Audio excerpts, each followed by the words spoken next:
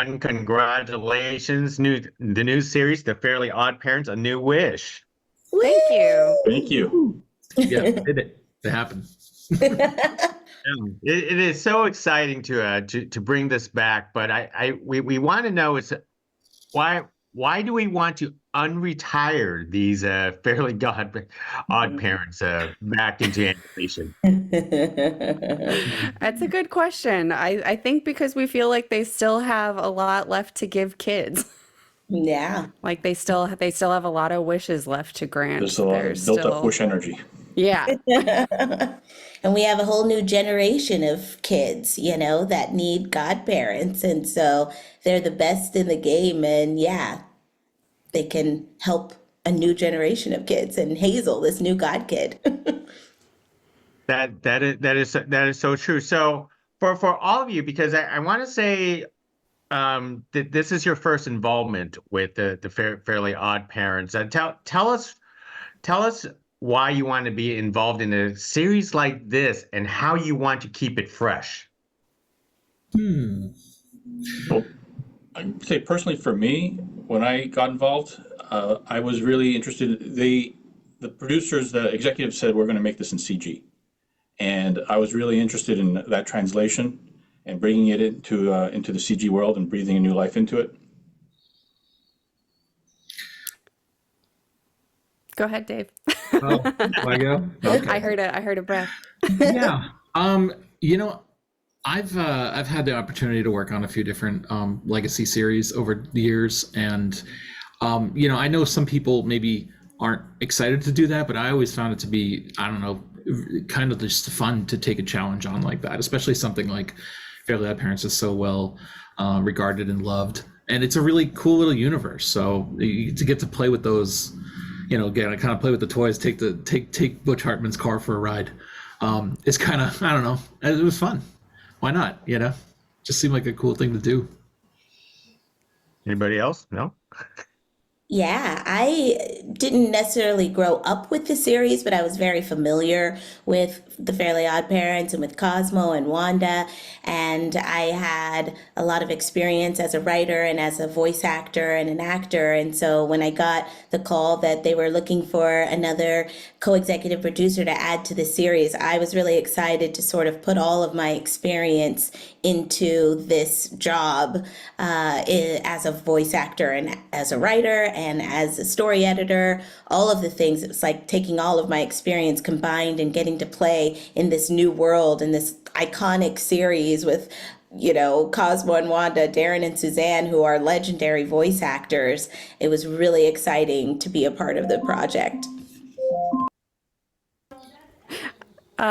Very similar answers to everybody else for me, but it just seemed like a really fun challenge. And I have a heavy comedy background, so I was excited to dip back more into my joke telling skills, and like gags are not something I'd had much experience with, and so I was really excited to work on that kind of humor. And also, I really needed a job, and they offered it, and I was stoked. Dave.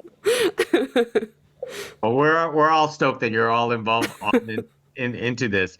Now, tell us about the decision making this into CG rather than 2D. That a lot of people are used to the 2D format for so many years. So, how did this came about, and what was it? Was it an easy transition? Ooh. That's definitely was not an easy transition per se. There's a lot of challenges specifically with 3D. But we did know early on that we wanted to try to figure out how to do it in 3D. But one of the things that, a lot of the executives at Nickelodeon spoke about during development was we really wanted to feel and look like Fairly OddParents because it's a really iconic look. It has that like modern cartoon vibe that kind of went around in like the early 2000s, late 90s, and it's a throwback to like 60s style animation. So that was basically the place to start, and it felt like, CG's kind of gotten to a place now where more stylistic stuff can happen, and bringing Daniel on board really helped because Dan's had a lot of experience with some unusual looks. Yeah.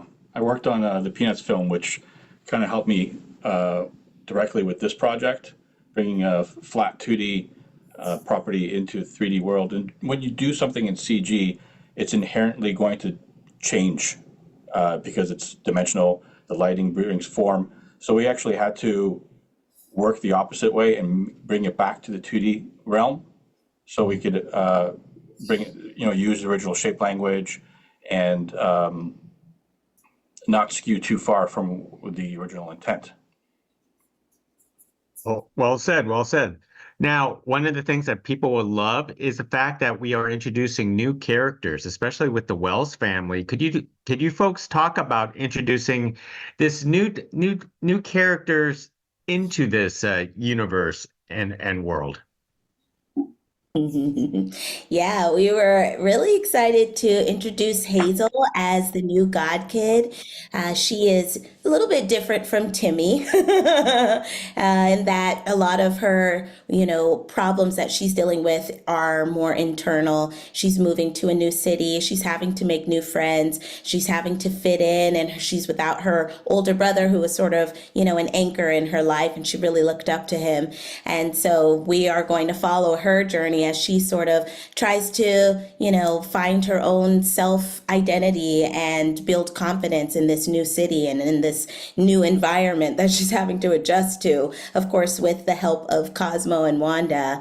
But we get to see what kind of new wishes that creates for her and what kind of magical adventure she gets to go on because of her circumstances.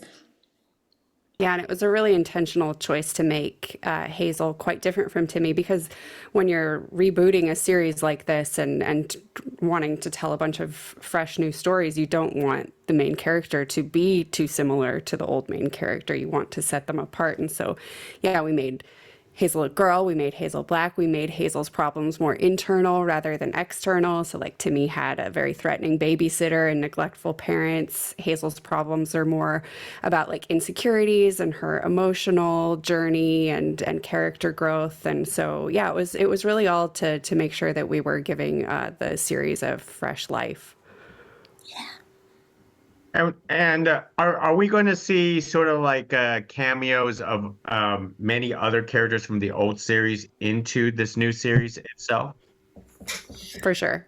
We can't say all who, but some really good ones. We won't be checking in with Timmy just yet, but we do have some Easter egg homages to Timmy,